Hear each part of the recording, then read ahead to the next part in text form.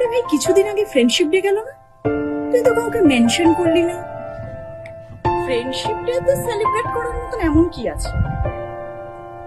না মানে সেলিব্রেশন না হোক, অ্যাটলিস্ট একটা ছোট্ট স্টোরি, একটা কাউকে মেনশন করা, কিছু তো করতে পারতি। কাকে মেনশন করবো বলতো?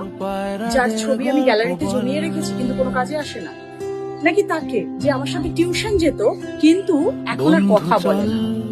তাকে মেনশন করব যে শুধুমাত্র নোটসের জন্য আমার সাথে বন্ধুত্ব করেছিল? নাকি তাকে মেনশন করব যে আমার কথাই মনে রাখে না, শুধু দরকার পড়লে আমাকে ফোন করে বলে ভালো আছিস? আরে সিরিয়াস হয়ে যাচ্ছিস কেন? আমি তো ক্যাজুয়ালি বললাম। না রে ভাই, সিরিয়াস হওয়াটা না দরকার আছে। এই জেনারেশন সবকিছু ট্রেন্ড হয়ে গেছে।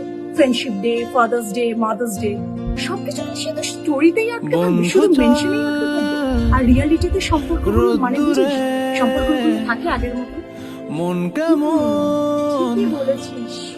আসল বন্ধু তো সেই যে স্টোরির বাইরে থাকে, কিন্তু নিজের জীবনের মধ্যে, যে কষ্টের সময় এসে চোখের জল মুছিয়ে দেয়, যে তোর না বলা সত্ত্বেও বুঝে নেয় তোর কোথায় অসুবিধা, দরকারে আপদে বিপদে তোর পাশে ছুটে আসে।